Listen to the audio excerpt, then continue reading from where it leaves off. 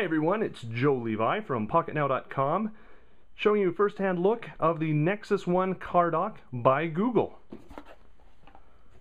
This is the long-awaited accessory that everybody's been asking for ever since we heard about the Nexus 1, and especially since we heard about Google Maps navigation. I'll get more into that in just a minute. Showing you what comes in the box. First of all, we've got the dock, which has a suction cup on one side, a nice little arm that has a two-way swivel on it, and unusual for most docks is this little guy.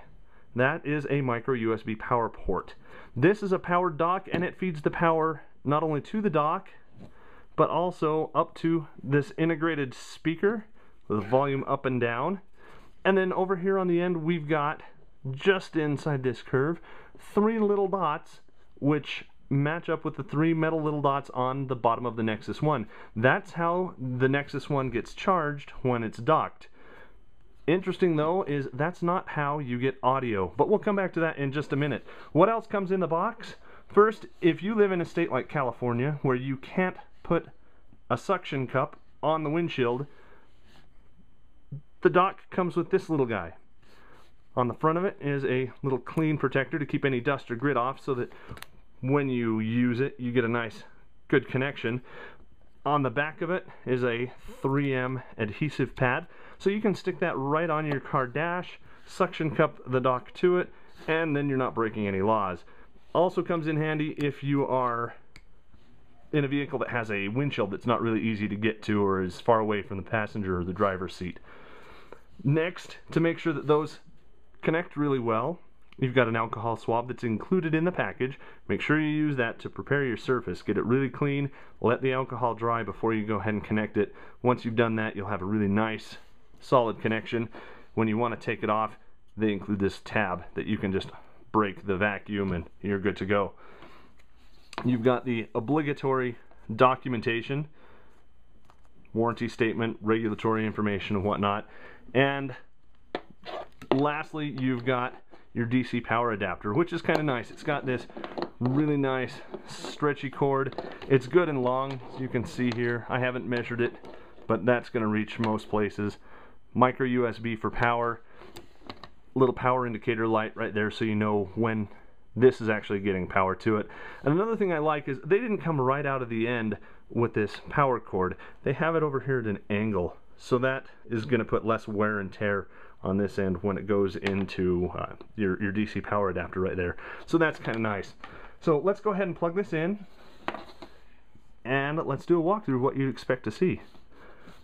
Plug that in. The device is now powered. There are no external lights that I could see to show you that there's power to it. That's probably a good thing.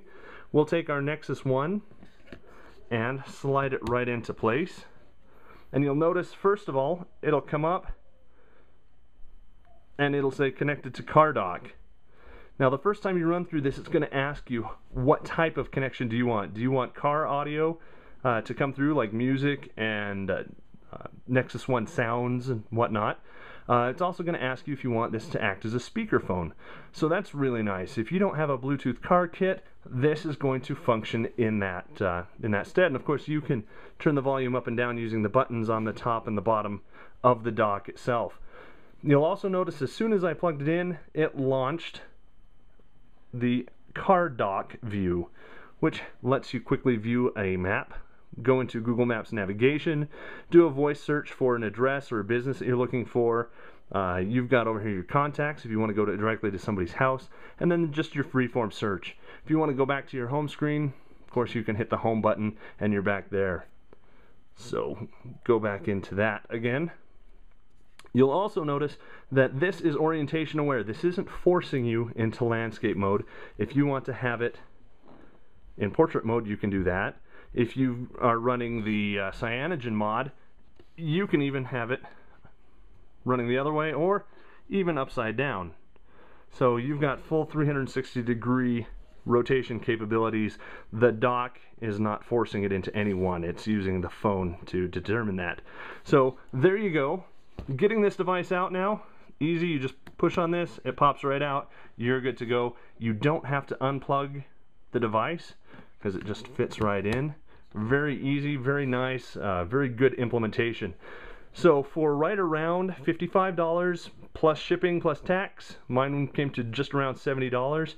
You've now got a complete navigation system and Bluetooth accessory for your car.